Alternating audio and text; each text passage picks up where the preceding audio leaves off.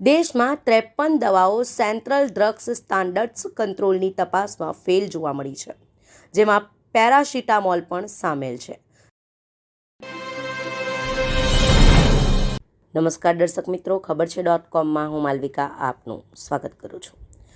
મિત્રો, આજે આપણે એવી દવાઓ વિશે વાત કરીશું કે જે દવાઓનો ઉપયોગ આપણે ઘણી વખત કરતા હોઈએ છીએ. પેરાસિટામોલ સહિતની 53 એવી દવાઓ છે કે જે દવાઓ ક્વોલિટી ટેસ્ટમાં ફેલ થઈ છે, જેમાં ડાયાબિટીસ, હાઈ બીપીની દવા પણ સામેલ છે. તો કઈ છે આ દવાઓ તે વિશે વાત કરીએ.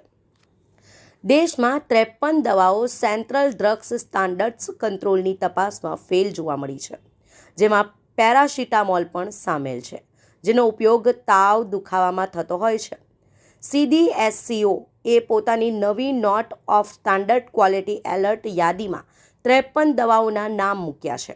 આ યાદીમાં વિટામિન સી અને D3ની ગોળીઓ, Shelcal, vitamin B complex, vitamin C soft gel, antacid, Pan D, paracetamol 500 mg, ડાયાબિટીસની દવા ગ્લિમેપિરાઇડ, હાઈ બ્લડ પ્રેશરની દવા ટેલ્મીસેરેટન પણ સામેલ છે. પેટમાં ઇન્ફેક્શનની સારવાર માટે અપાતી દવા મેટ્રોનિડેઝોલ પણ ક્વોલિટીમાં ટેસ્ટમાં ફેલ ગઈ છે.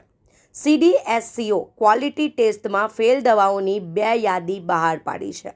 પહેલી યાદીમાં 48 દવાઓ છે, જ્યારે બીજી યાદીમાં 5 દવાઓ છે. બીજી યાદીમાં જે 5 દવાઓના નામ છે, જેમાં તેને બનાવનારી કંપનીઓના જવાબ પણ સામેલ કરાયા છે. કંપનીઓએ પોતાના જવાબમાં કહ્યું છે કે પ્રોડક્ટની બેચ તેમના ત્યાંથી તૈયાર કરાયેલી નથી અને આ દવા નકલી છે. CDSCO ક્વોલિટીમાં ફેલ 53 દવાઓની વાત કરીએ તો 1 એન્ટીબાયોટિક્સ, બીજી સુગર, ત્રીજી બ્લડ પ્રેશર, ચોથી વિટામિનની દવાઓ ટેસ્ટમાં ફેલ ગઈ છે. આમ આ દવાઓ ટેસ્ટમાં ફેલ ગઈ છે. અત્રે જણાવવાનું કે મહિના પહેલાં જ કેન્દ્રીય સ્વાસ્થ્ય મંત્રાલયની સંસ્થાએ અનેક દવાઓના ઉપયોગ પર પ્રતિબંધ મૂક્યો હતો. ત્યારે એવું કહેવાયું હતું કે આ દવાઓમાં જ જે સોલ્ટ છે, જેના કોમ્બિનેશનની શરીર પર ખરાબ અસર પડી શકે છે. હવે બેકાર દવાઓની વાત કરીએ તો 53 દવાઓનો ક્વોલિટી ટેસ્ટ થયો છે. 48 દવાઓની જ યાદી બહાર પડી. 5 કંપનીઓની દવાઓ નકલી નીકળી. કેવી રીતે પરિવારને સુરક્ષિત રાખવો તેની વાત કરીએ તો અહીં તમને જણાવી દઈએ કે જો તમારા ઘરમાં પણ આમાંથી કોઈ દવા તમે લેતા હોવ તો ગભરાતા નહીં. અમારી તમને નમ્ર અપીલ છે. ધીરજ ધરીને આ દવાઓ વિશે તમારા ડૉક્ટરને વાત કરો.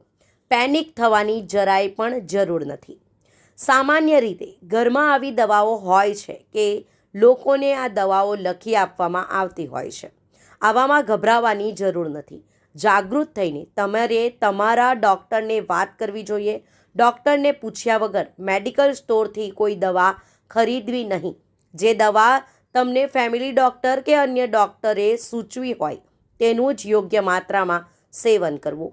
પહેલા ડોઝમાં ધ્યાન રાખો કે દવાની કોઈ સાઈડ ઇફેક્ટ તો નથી થતી ને.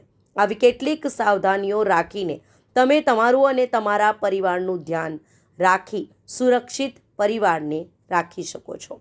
આમ જો તમે પણ આ દવાઓમાંથી કોઈ દવાનું સેવન કરી રહ્યા છો તો તમારા ડૉક્ટરની મુલાકાત લો અને તેમની સાથે ચર્ચા વિચારણા કર્યા બાદ તે માટેનો કોઈ યોગ્ય નિર્ણય લો.